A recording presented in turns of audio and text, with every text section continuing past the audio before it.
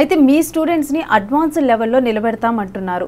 దీంతో పాటు stress free education అని కూడా మీరు మెన్షన్ చేశారు. ఏంటి ఈ స్ట్రెస్ ఫ్రీ ఎడ్యుకేషన్ ఎలా ఉంటుంది వైబ్రెంట్ స్కూల్లో? ఇదే ఇందాక చెప్తున్నాను కదా, ఈ 6th క్లాస్ నుంచి ఇంటర్మీడియట్ టీచ్ చేస్తున్నారు. వాళ్ళకి అర్థం కాదు.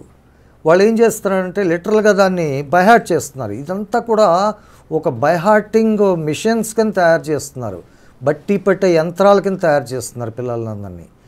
సో దానివల్ల స్ట్రెస్ క్రియేట్ అవుతున్నది. దాంతోపాటు ఏంటంటే అడిషనల్గా వాళ్ళకి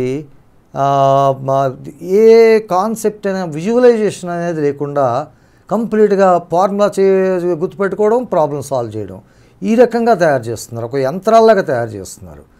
సో తర్వాత ఏంటంటే వాళ్ళు ఈవినింగ్ ఒక స్కూలింగ్ అవర్స్ అయిపోయిన తర్వాత వాళ్ళకు ఉండే లిమిటెడ్ టైం 2 hours 3 hours ఆ టైంలో ఎన్ని ప్రాబ్లమ్స్ సాల్వ్ చేయగలరు, ఎన్ని క్వశ్చన్స్ అటెంప్ట్ చేయగలరు అనేది ఒక సైంటిఫిక్గా క్యాలిక్యులేషన్ లేకుండా ఒక హండ్రెడ్స్ ఆఫ్ ప్రాబ్లమ్స్ డంప్ చేయడం, చేసేయండి రేపు ఉదయానికి కంప్లీట్ చేయాలి, రేపు ఉదయం కంప్లీట్ చేయకపోతే టీచర్స్ క్వశ్చన్స్ వేస్తారు. ఈ రకమైన సిస్టమ్ వల్ల ఏంటంటే కంప్లీట్గా స్టూడెంట్స్కి క్లాసులో చెప్పింది అర్థం కాక, హోంవర్క్ చేయలేక మిడ్ నైట్ వరకు స్పెండ్ చేసి ఈవెన్ హెల్త్ కూడా స్పాయిల్ చేసుకుంటున్నారు. నేను ఖచ్చితంగా చెప్తున్నాను, ఈ సిస్టంలో ఉన్న వాళ్ళకి లైఫ్లో ఒక ఏదైనా చిన్న ప్రాబ్లం వచ్చినా సరే దాన్ని ఫేస్ చేయలేని విధంగా తయారవుతారు. అలాగే వీళ్ళకి 30-35 years ఏజ్ రాగానే వీళ్ళకి వచ్చే హెల్త్ ప్రాబ్లమ్స్ తర్వాత ఈ మనకి తెలుస్తాయి. ఎందుకంటే ఇప్పుడు ఈ రకమైన కోచింగ్ సిస్టమ్ అనేది ఒక 10 సంవత్సరాలుగా ఇంప్లిమెంట్ అవుతున్నది. ఈ జనరేషన్ 35 years వచ్చేసరికి వాళ్ళు ఖచ్చితంగా వీటి ఎఫెక్ట్స్ అన్నీ కూడా ఫేస్ చేయాల్సి ఉంటుంది.